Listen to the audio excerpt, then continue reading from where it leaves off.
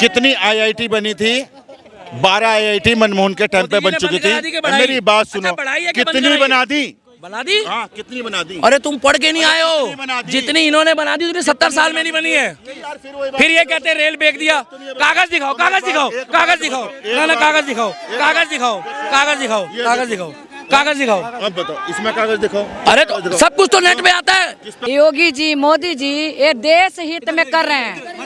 आप लोग सुनो, आप लोग से मैं ये कह रही हूँ कि आप लोग मोदी जी के साथ दीजिए, और ये हमारे देश के हैं तो हमारे देश के हित में ही ये काम करेंगे।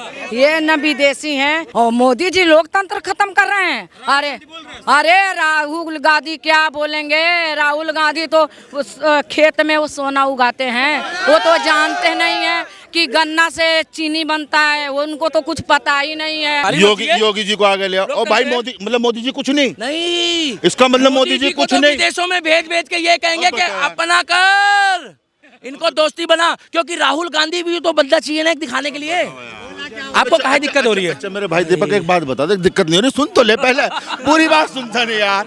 पता है क्या है, योगी का नाम लेके दर्द हुआ ना? मैं बता रहा हूँ, योगी का मतलब हमें क्यों दर्द होगा यार? बोल दो, मुझे दर्द हुआ। बोल दो एक बार। हमारे देश के प्रधानमंत्री को,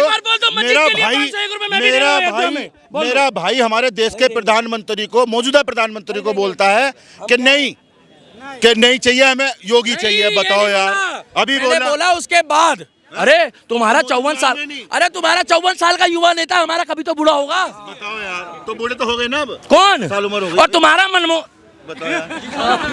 बाबा, अब बताओ। बहुत बढ़िया भाई साहब, आप पत्रकार हो। हाँ। इनसे ये पूछो मोदी जी ने कितने इंटरव्यू दिए हैं? मोदी जी तो इतनी मन की बात करते हैं कि राहुल गांधी भी उसी से सीखता है। इसको आप मौन बोल रहे हो ना, मौन। हाँ। वो हर साल इंटरव्यू देते थे और अच्छा सुनो, और भाई, 50 जवाब देते थे। 50 जवाब देते थे। एक मिनट रुक जाओ। देते थे हर साल, हर साल होता था।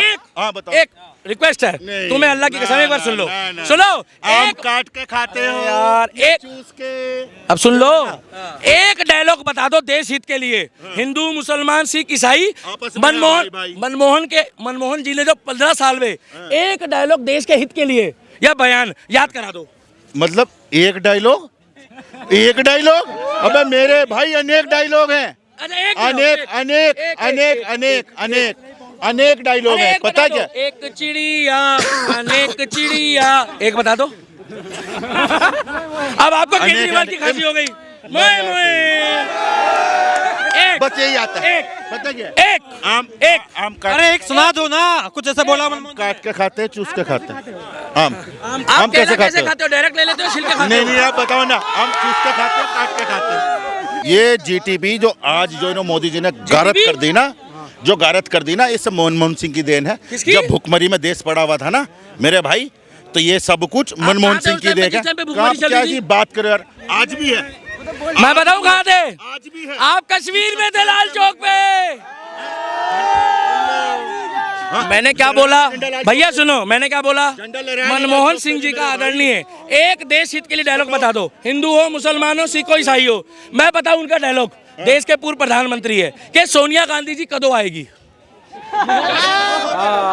भाई वो बंदा अच्छा था, मैं अब भी कह रहा हूँ, वो पढ़ा लिखा था, मगर उसको काम नहीं करने दिया, क्योंकि प्रधानमंत्री मनमोहन सिंह थे और साइन वो चलते थे सोनिया गांधी के। अच्छा एक बात बताओ, मनमोहन सिंह की सरकार में, अरे एक डायलॉग मैं बताता रहा हूँ, मनमोहन सिंह की सरकार में कितनी आईआईटी बनी थी? 12 आईआईटी मनमोहन के टाइम पे बन चुकी थी। मेरी बात सुनो, कितनी बना दी? हाँ, कितनी बना दी? अरे तुम पढ़ के नहीं आए हो, जितनी इन्होंने बना दी उतनी 70 साल में नहीं बनी है। फिर ये कहते हैं रेल बेच दिया। कागज दिखाओ, कागज दिखाओ, कागज दिखाओ, ना कागज दिखाओ, कागज दिखाओ, कागज दिखाओ, कागज दिखाओ, कागज दिखाओ। अब बताओ, इसमें कागज दिखाओ। अरे तो सब कुछ तो नेट पे आता है। किस पे आता है नेट पे? केजरीवाल भी तो कहता है। अच्छा 99 साल जी। मोदी जी जो भी काम कर रहे हैं, योगी जी, मोदी जी ये देश हित में कर रहे हैं। आप लोग सुनो, आप लोग से मैं ये कह रही हूँ कि आप लोग मोदी जी के साथ दीजिए, और ये हमारे देश के हैं तो हमारे देश के हित में ही ये काम करेंगे। ये न विदेशी हैं और न विदेश के हित में काम। हम तो ज़्यादा पढ़े लिखे नहीं हैं, लेकिन आप लोग ये समझिए ना कि जो भी काम योगी मोदी जी कर रहे हैं देश हित में कर रहे हैं। और आने वाली पीढ़ी में ना ये समझिए कि सोचेंगे कि हाँ मोदी योगी जी क्या काम देश के लिए कर रहे हैं। राहुल गांधी कह रहे हैं कि मोदी जो है देश को बर्बाद कर रहे हैं, धर्म के नाम पर लड़वा रहे हैं, तानाशाही कर रहे हैं, लोकतंत्र को खत्म कर रहे हैं। और मोदी जी लोकतंत्र खत्म कर रहे हैं। अरे राहुल गांधी क्या बोलेंगे? राहुल गांधी तो उस खेत में वो सोना उगाते हैं, वो तो जानते नहीं है कि गन्ना से चीनी बनता है। उनको तो कुछ पता ही नहीं है कि धान गेहूँ गन्ने से ही तो चीनी बनता है। मिल में जाता है गन्ना तो वहाँ से चीनी बनता है। अच्छा, आपको लग रहा है राहुल गांधी भी, माँ जी, राहुल गांधी यात्रा कर रहे हैं, भारत जोड़ो न्याय यात्रा कर रहे हैं, देश में अन्याय कर रहे हैं मोदी, इसलिए मैं न्याय यात्रा कर रहा हूँ, लग रहा है कांग्रेस को फायदा होगा? अन्याय कर ही नहीं सकते योगी जी, मोदी जी अन्याय नहीं कभी कर सकते। और जब भी सोचेंगे वो लोगों के बारे में, अपने देश के बारे में सोचेंगे, वो कभी गलत नहीं सोच सकते हैं। विपक्ष कहता है कि ये केवल हिंदू वोट बैंक के बारे में सोचते हैं। नहीं तो कैसे उनको वोट मिलेगा? कैसे लोगों को फोड़ेंगे? हिंदू मुस्लिम को कैसे फोड़ेंगे? इसीलिए वो फोड़ते हैं, बिखेरते हैं कि हिंदू अलग हो, मुस्लिम अलग हो, आपस में लड़वाएं भिड़वाएं। ये समझिए कि सोच समझ के ना, हिंदू भी अपने ही देश के हैं, मुसलमान भी हमारे देश के हैं। ना मुसलमान गलत है ना हिंदू गलत है। ये लोग भड़का भड़का के और लोगों के अंदर गलत भावना भरते हैं, और जो कम सोच की बुद्धि के होते हैं वो भड़क जाता है। राहुल गांधी कहते हैं मैं मोहब्बत की दुकान खोलता हूँ, मोदी आके नफरत की दुकान खोलते हैं। अरे नहीं, मोदी जी नहीं नफरत की दुकान खोल सकते। मोदी जी तो सबको एक कर रहे हैं, सबको एक कर रहे हैं। और सबके बारे कोई भी मान लीजिए योजना ला रहे हैं तो मोदी जी या योगी जी कह रहे हैं कि हिंदू के लिए मुस्लिम के लिए, वो सबके लिए तो ला रहे हैं ना। मान लीजिए लाइटिंग बन रहा है, चाहे मकान बन रहा है, आवास भी जो भी आ रहा है तो सबके लिए तो आ रहा है ना। अच्छा, ये अभी आपने देखा 22 जनवरी को प्राण प्रतिष्ठा हुई है राम मंदिर की, विपक्ष नहीं गया उसमें। सोनिया गांधी नहीं गई, खड़गे साहब नहीं गए, अधीर रंजन चौधरी वो नहीं गए, अखिलेश यादव नहीं गए। वो कह रहे हैं कि ये भाजपा का प्रोग्राम है, संघ का प्रोग्राम था, इसलिए हम नहीं गए। भाजपा का कैसे प्रोग्राम है? प्रभु श्री राम तो हमारे जन्म हुआ है इसी देश में, और ये सबके प्रभु राम है, एक के थोड़ी ना है, वो तो सबके राम है। राम के नाम पे वोट ले रही है भाजपा, राम को प्रत्याशी बना दिया। नहीं, राम के नाम पे वोट नहीं ले रही है, वो तो राम जी तो है ही हैं। हमें बताइए कि अभी ये जो मंदिर है, मैं अयोध्या की रहने वाला हूँ, अभी 50% ही बना है मंदिर, तो अभी क्यों इसको उद्घाटन किया गया, प्राण प्रतिष्ठा किया गया? ये क्योंकि इसका रीजन देखिए, नहीं देखो, देखिए, इनका सवाल आपने सुना? क्योंकि शास्त्र में कहा गया है जहाँ पे भगवान का स्थान है, गृह प्रवेश, जो गर्भगृह बनने के बाद मंदिर एक तरह से बना हुआ कंप्लीट माना जाता है। पहली मूर्ति स्थापित कर सकते हैं, शास्त्रों में भी लिखा गया है। और रही बात जगन्नाथ मंदिर की भी, तो जगन्नाथ मंदिर अगर आज भी अगर कोई भी इंडिविजुअल जाएगा तो आज भी गर्भगृह में भगवान जगन्नाथ, बलभद्र, सुभद्रा स्वयं सुदर्शन के साथ विराजमान है। उसी के साथ साथ मंदिर का और भी जो कंस्ट्रक्शन का काम है वो भी चल रहा है, आज भी हो रहा है। लेकिन अब लोगों की चिंताधारा आज तक ऐसी बनी जा रही है कि लोगों के मन में भगवान को लेकर भी आज नफरत पैदा होती जा रही है। क्यों पैदा होती जा रही है? उसका 3 रीज़न है। पहला कि लोग सोचते हैं कि विपक्ष पार्टी हो या फिर भाजपा पार्टी हो या कांग्रेस पार्टी हो, समाजवादी पार्टी जो भी है, वो सोच रहे हैं कि भगवान को एकमात्र साक्षी बनाया जा रहा है राजनीति के लिए। क्योंकि भगवान राम खुद एक ऐसे इंडिविजुअल थे जिन्होंने राजनीति करना सिखाया। राजनीति करना गलत बात नहीं है, बहुत, क्योंकि राजनीति से एक देश चलता है।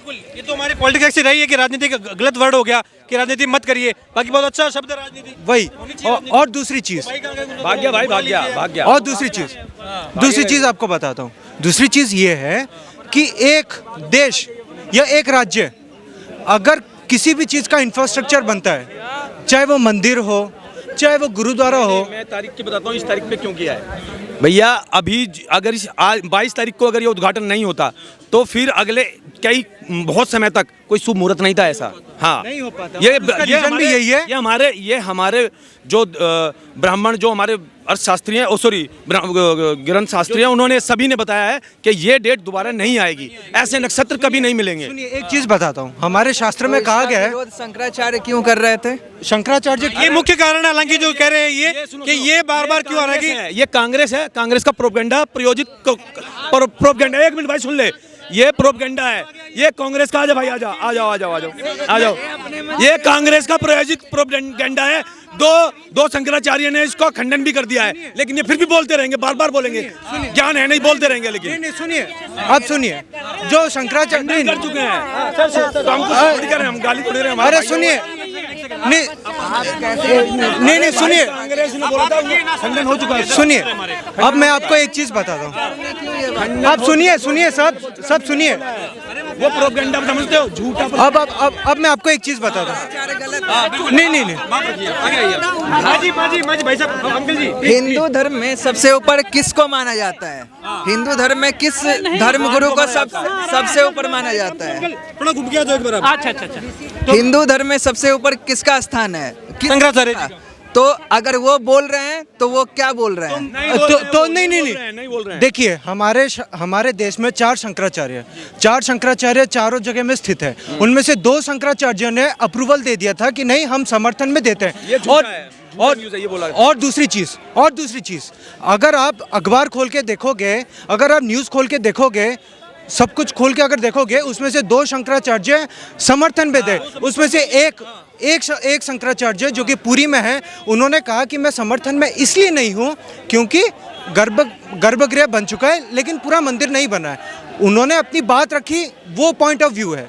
लेकिन अगर आप रामायण में खोल के, रामचरितमानस खोल के देखेंगे तो उसमें भी वही मतलब एकदम लिखा हुआ है, स्पष्ट रूप में लिखा गया है कि भगवान जब भी घर पे आए तब वो शुभ मुहूर्त माना गया है। लेकिन अभी जो है कांग्रेसी के जो शंकराचार्य जिन्होंने ये चीज़ बोली है, मेंशन करी है, दैट कि शांति रख भाई, शांति नहीं, सुनिए, रख ले भाई, रख ले, यहाँ नहीं मिलेगी, जाओ।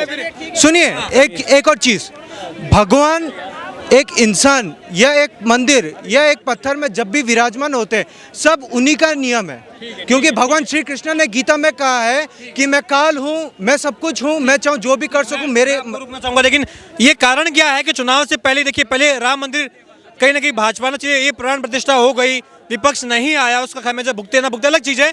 लेकिन ठीक उससे बाद हमने देखा, ज्ञान व्यापी का सर्वे हुआ, SIT कह रही है कि वहाँ पर हिंदू मंदिर था, वहाँ पर जो है कहीं ना कहीं एक लंबे समय से वहाँ पर एक मंदिर था, मंदिर तोड़ के मस्जिद बनाई गई। ये सब कुछ हो रहा है, तो चुनाव से ठीक पहले ही क्यों होता है? जब पता है कि भाजपा को डायरेक्ट इसका फायदा पहुंचेगा, तो ठीक पहले ही सब कुछ ठीक है। तो ठीक है, तो मैं अपनी बात 2 शब्द, मतलब 2 सेंटेंस में कंप्लीट करूंगा। पहली चीज़, क्योंकि हम मीडिया वाले हुए या हम पब्लिक हुए, हमें चीज़ें लेट में बताई जाती है, क्योंकि गवर्नमेंट की कुछ चीज़ें होती है या गवर्नमेंट के कुछ प्रोटोकॉल्स होते हैं जिसको लेकर जब तक एक सरकार की जो भी ऑटोनोमस बॉडी हो, ASI जो आर्कियोलॉजिकल सर्वे ऑफ इंडिया, जब तक वो सर्वे को कम्प्लीटली उसको वेरीफाई ना कर ले तब तक वो पब्लिक के सामने नहीं रख सकते। और दूसरी बात, अगर सरकार बोल रही है, सरकार कर रही है, तो उसमें दिक्कत क्यों होनी चाहिए? क्यों? अगर मई को इलेक्शन होना है, आपके अनुसार मई में इलेक्शन होगा ना, तो इलेक्शन में कितने दिन बाकी है? होने दो, कोई बात नहीं। क्यों? इलेक्शन से पहले हमारा हम वोट देते हैं, तो क्यों देते हैं? काम बनने के लिए। अगर लेट में बन भी रहा है तो क्या हो गया? और तीसरी चीज़, अगर कुछ भी चीज़ देश में हो रही है, मैं ना कांग्रेस के अगेंस्ट हूँ ना मोदी के मतलब समर्थन में हूँ, मैं उस चीज़ का समर्थन में हूँ जो न्याय के हित में जाती है। पहली चीज़, क्यों? क्योंकि एज ए हिंदू होने से पहले मैं एक भारतीय हूँ, और भारतीय होने के नाते मैं सेकुलरिज्म को भी मानता हूँ, और जनेऊधारी ब्राह्मण होने के नाते भी मैं अपने धर्म और अपने मज़हब को लेकर कभी भी मतलब झूठा दिलासा नहीं देना चाहूँगा कि मैं कुछ भी करूँ तो मैं अपने धर्म को लेकर अगेंस्ट में खड़ा रहूँ। नहीं, जो चीज़ें होती है वो होनी चाहिए, और हमारा देश जैसे चल रहा है वैसा चलना चाहिए।